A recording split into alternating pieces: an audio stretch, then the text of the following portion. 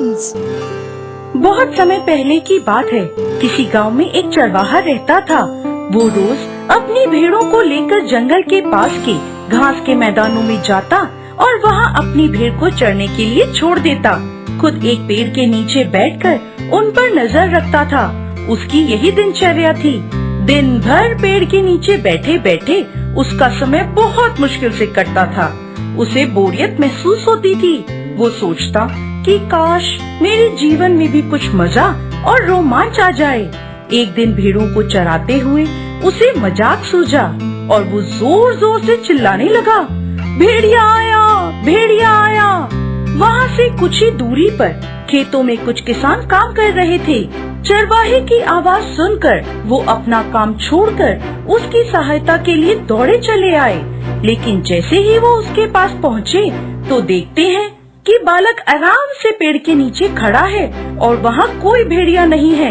किसानों को देखकर वो चरवाहा ठहाके मारकर हंसने लगा। किसानों को बहुत गुस्सा आया। वो उसे डांटने लगे और चेतावनी देने लगे कि आज के बाद ऐसा मजाक मत करना। ऐसा कहकर वो सभी अपने अपने खेतों में लौट गए। चरवाहे बालक को गांव के किसानों को भागते हुए अपने पास आता देखने में बड़ा मजा आया। उसने उनकी चेतावनी को गंभीरता से नहीं लिया। अगले दिन उसे फिर से मस्करी सूझी और वो फिर से चिल्लाने लगा, भेड़िया आया, भेड़िया आया।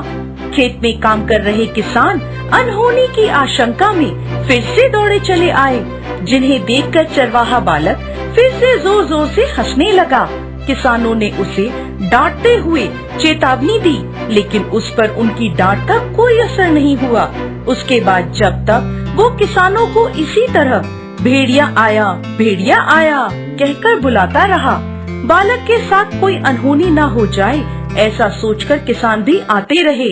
लेकिन वो उसकी इस शरारत से बहुत परेशान होने लगे थे। एक दिन चरवाहा बालक पेड़ की छाया में बैठकर बांसुरी बजा रहा था कि सच में वहाँ एक भेड़िया आ गया। वो सहायता के लिए चिल्लाने लगा, भेड़िया आया, भेड़िया आया, मुझे बचाओ, भेड़िया आया।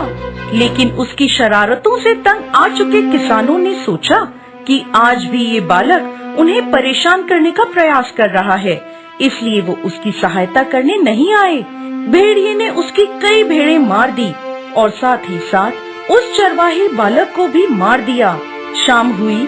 जब चरवाहा बालक वापस गांव में नहीं लौटा तो सभी किसान उसकी तलाश में निकले। मैदान में पहुँचे तो देखते हैं कि वो बालक वहाँ मरा पड़ा है। सभी किसान आपस में बात करने लगे, अरे ये रोज हमारे साथ शरारत करता था, हमें लगा कि आज भी इसका इरादा वही है। वो हमारा भरोसा खो चुका था, इसलिए हम में से कोई भी इसकी मदद के लिए नहीं आया। और देखो आज सचमुच भेड़िया आ गया, इसने हमारा विश्वास खो दिया था। इसीलिए कहा जाता है कि कभी भी झूठ नहीं बोलना चाहिए और हमेशा सच्चाई का साथ देना चाहिए। ऐसा कहकर सभी गांव वाले वापस गांव को लौट गए। चरवाहे बालक को अपने किए गए इस मजाक का बहुत बुरा फल भुगतना पड़ा। दोस्तों, इस कहानी से हमें सीख मिलती है कि कभी भी झूठ नहीं बोलना चाहिए और दूसरों को परेशान नहीं करना चाहिए।